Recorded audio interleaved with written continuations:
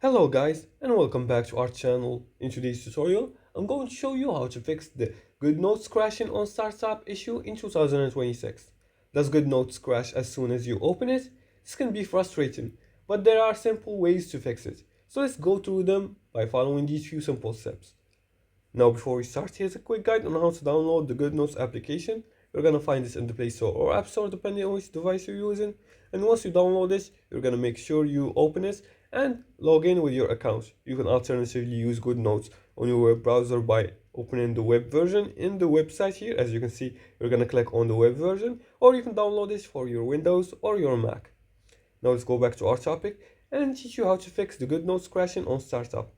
Now, if Goodnotes crashes, you're gonna try to restart your device. You're gonna hold the power button on your device until you see the restart option, and you're gonna click on restart.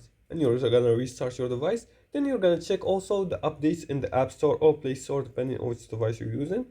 Here, you're gonna check for updates. You're gonna go to the apps page and check if there's an update button. If there is, make sure to update the app, and then you make sure your device has enough storage. Also, you're gonna have to close all background apps. You're gonna open the recent app tab here, and you're gonna close all the background apps. For example, I'm gonna close here. I'm gonna close the Google Chrome application and see if it works.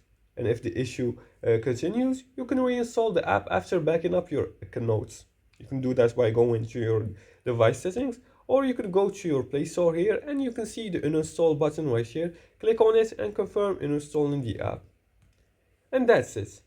Now, startup crashes are usually caused by system or app issues, so follow these steps and fix it quickly. And if you like this video and found this helpful, please like and subscribe and leave a comment below the video if you have further more questions about this topic. Thanks for watching and see you again in the next tutorial.